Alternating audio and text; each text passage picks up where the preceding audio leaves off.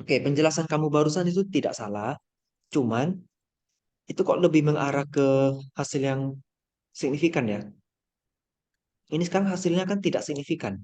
Sementara penjelasan kamu barusan sepertinya signifikan. Gimana nih?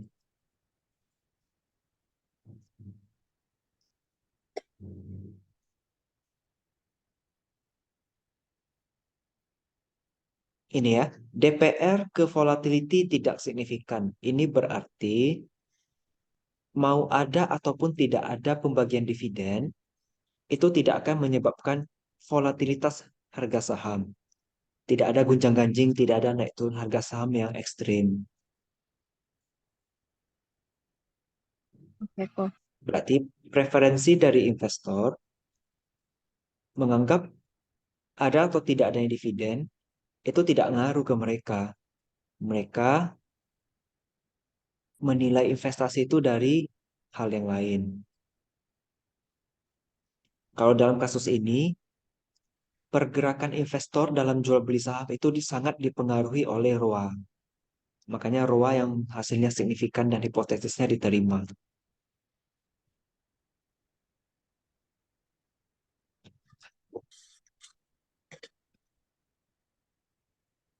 Bisa dipahami, Jesse? Iya kok, paham kok. Kemudian DPR ini kamu pakai teori apa aja? Kan kamu tadi bilang bird in hand. Terus ada teori apa lagi yang kamu pakai? Dividend irrelevance theory, tax preference theory, sama clientele effect theory. Oke, DPR ke volatility ini hasilnya negatif dan tidak signifikan. Itu sejalan dengan teori mana dari keempat teori yang barusan kamu sebutkan?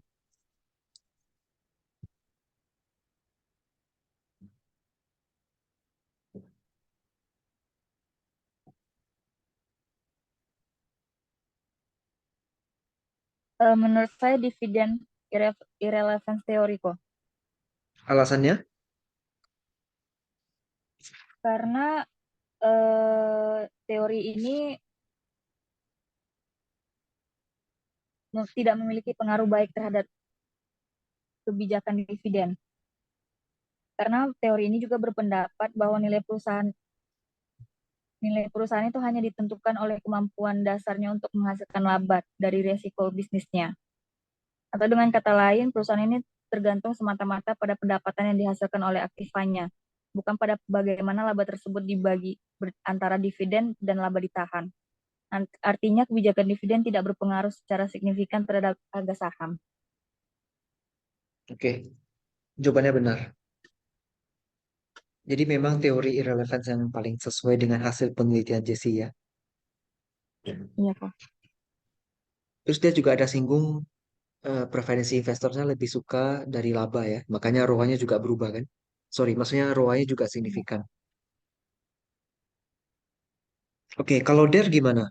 Itu sejalan dengan teori atau tidak sejalan dengan teori apa? DER ke volatility. Der kok. Ya,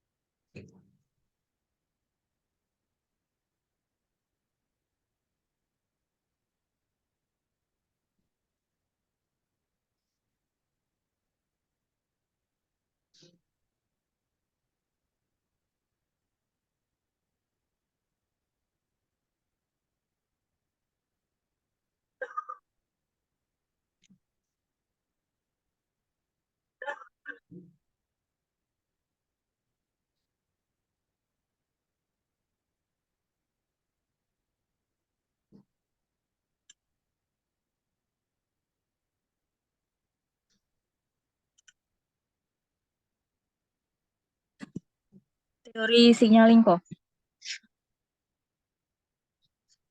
coba jelaskan dulu.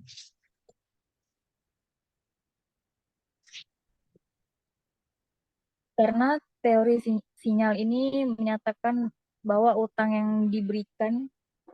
memberikan sinyal negatif kepada para investor.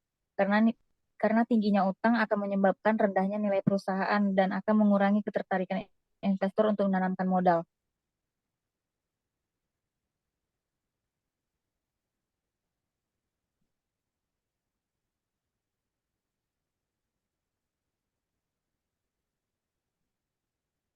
Sepertinya kurang tepat kalau itu. Dari itu kan struktur modal ya. Iya kok. Teori struktur modal yang kamu pakai apa yang di bab 2?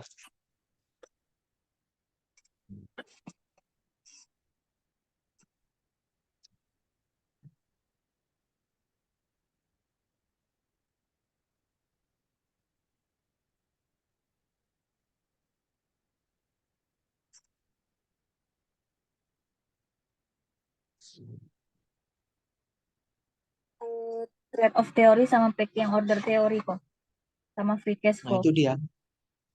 Ya, itu dia teorinya. Berarti Yang yang mana yang satu yang paling cocok? mendukung teori packing order. Karena perusahaan yang lebih sedikit menggunakan utang, dengan demikian utang yang tinggi akan menyebabkan suatu perusahaan menjadi jelek, sehingga investor enggan membeli sahamnya, dan harga sahamnya menjadi turun. Maka semakin tinggi DER, maka semakin rendah harga sahamnya. Iya, itu ya menjelaskan pengaruh negatif. Berarti, sorry tadi apa? POT ya? Packing order ya? Iya kok. Ya, oke. Berarti benar.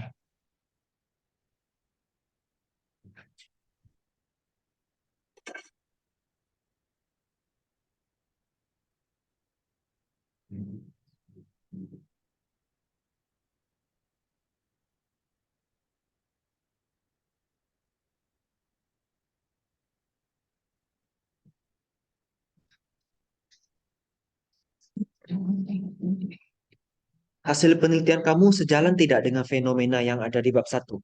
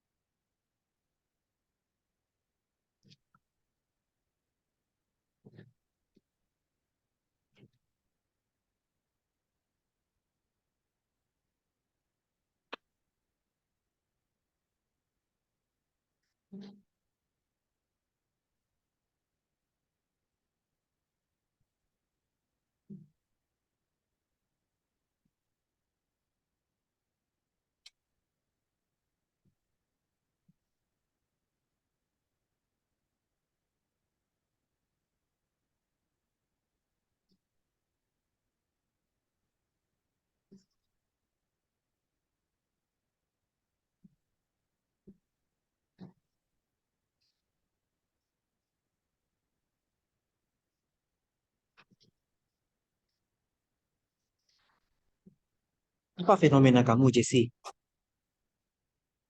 Iya kok. Apa fenomena kamu? Fenomena saya dari tahun 2017 hingga 2021 itu mengalami kenaikan terjadinya volatilitas harga saham yang diakibatkan beberapa diantaranya karena adanya COVID. Nah, sekarang hasil penelitian kamu menunjukkan tidak dia ada naik turun secara drastis.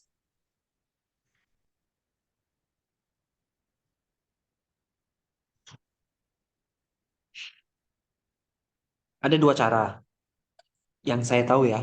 Yang pertama, kamu lihat, abaikan hipotesisnya ya. Lihat p-value Mhm. yang signifikan. Berarti kan hanya ada dua ya. Yang moderasi Iya, jangan dilihat dulu. Karena moderasi itu kan sebenarnya variabel yang sama ya. Cuman kamu kalikan ya. Lihat yang iya tanpa kok. moderasi itu dua yang signifikan. Benar? Iya kok. Yang signifikan adalah DER sama ROA. Iya, Sama-sama negatif kan? iya kok. Berarti itu artinya turun drastis, berarti dia volatile juga. Paham? Oke kok. Cara kedua, buka statistik deskriptifnya. 3 slide sebelum ini nggak salah.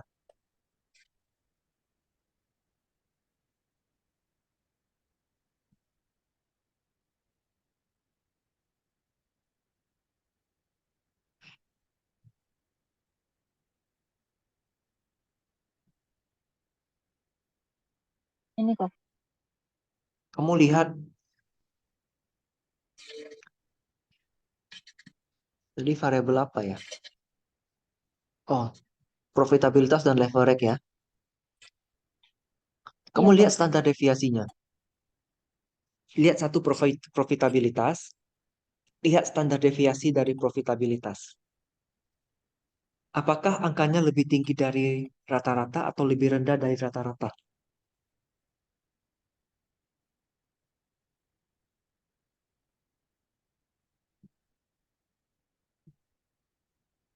Gimana lihatnya kok? Sorry kok. Rata-rata dan standar deviasinya lihat. Lebih tinggi rata-rata atau lebih tinggi standar deviasi?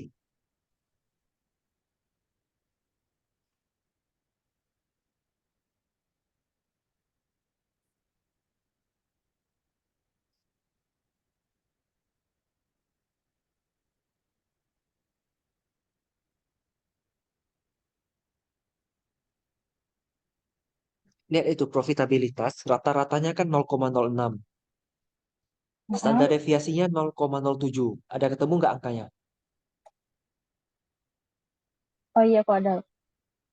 Nah, lebih tinggi yang mana? Standar deviasi atau rata-rata? Standar deviasi. Berarti kalau semakin tinggi standar deviasi dari rata-rata, itu berarti datanya tuh sangat bergerak besar. Artinya turunnya tinggi, naiknya pun tinggi sekali. Itu ciri-ciri yang Oke kok. volatile kan? Iya. Lihat juga yang leverage. Bandingkan rata-rata dan standar deviasinya. Mana yang lebih tinggi? Standar deviasi. Berarti volatile atau tidak? Volatile. Berarti sejalan nggak dengan fenomena kamu yang kamu katakan harga sahamnya volatile? Sejalan kok. Itu dia caranya. Bisa paham? Paham kok.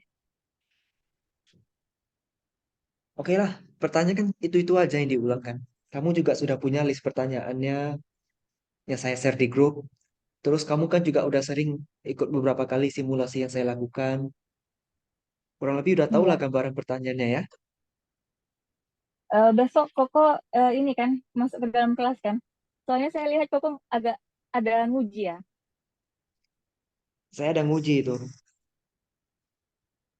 Berarti besok saya pembukaan sendiri lagi kok. Nah itulah saya nggak tahu. Waktunya mepet terus ini. Selalu aja tabrakan. Oke, Bisa lah kamu sendiri kan. semoga kok. Kemarin juga saya nggak temanin bisa kan. Ya beda penguji besok kok. Ada Bu Soeharti. Oh Bu Suwarti. Aman lah itu. Iya tuh. Satu lagi siapa? Yang Evelyn. Aman itu. Iya tuh. Ada yang mau kamu tanyakan nggak ke saya?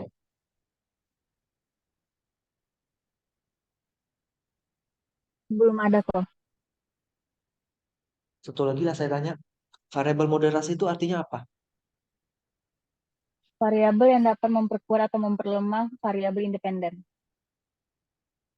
Kurang tepat. terhadap volatilitas harga saham. Kurang tepat. Memperkuat atau memperlemah apa?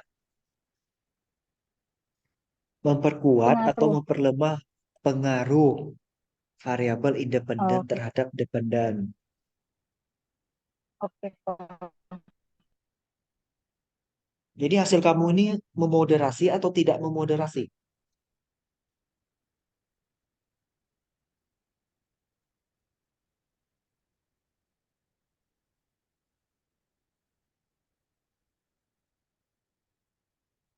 Memoderasi kok. Masa ya?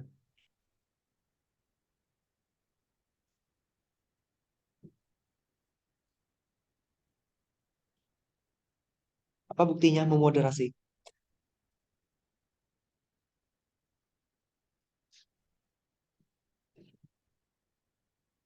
Karena ROA terhadap volatilitas yang tidak dimoderasi itu signifikan, sedangkan yang dimoderasi tidak signifikan.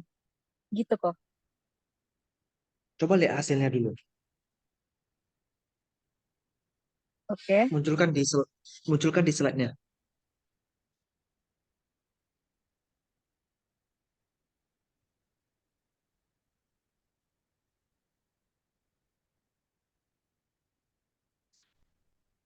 Ini kok. Coba kamu ulangi pembahasan yang kamu barusan bilang ke saya. Karena tanpa moderasi profit ROA terhadap volatilitas harga saham itu tidak berpengaruh signifikan, sedangkan yang dimoderasi itu tidak berpengaruh tidak signifikan. Kenapa tidak signifikan? Itu kan signifikan pada 10%.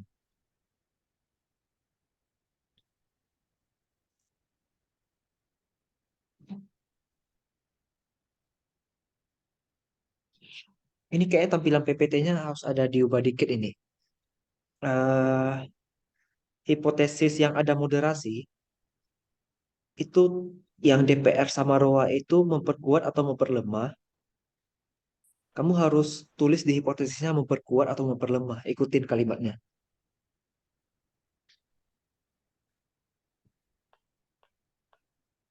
Oke kok. Ini saya ajarin cara bacanya ya. Variabel Suaranya agak ROA, putus-putus kok. Gimana kok? ya, ya. Variabel ROA ini kan Oke. berpengaruh negatif terhadap volatilitas. Kemudian dividen payout ratio memperkuat pengaruh negatif ROA terhadap volatilitas. Itu cara bacanya. Oke kok. Kenapa dikatakan memperkuat? Karena original sampel yang DPR kali ROA-nya positif. Oke.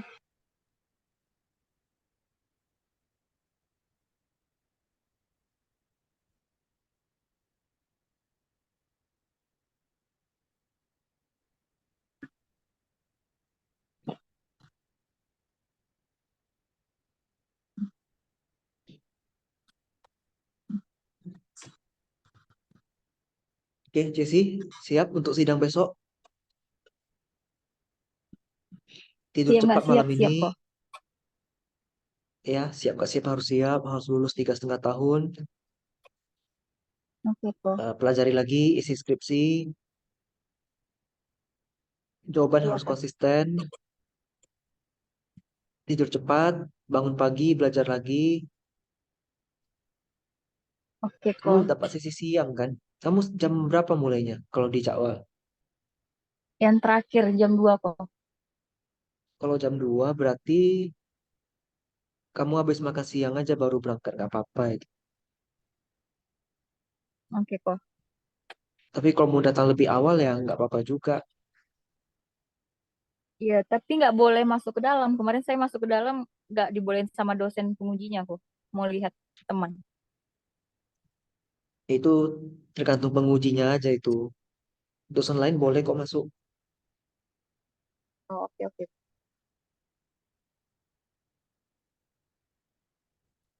Oke, bisa ya, Jesse? Iya kok. Oke, kalau gitu kita akhiri pertemuan Zoom kita malam ini. Semoga lancar untuk sidangnya besok. Terima kasih, selamat malam.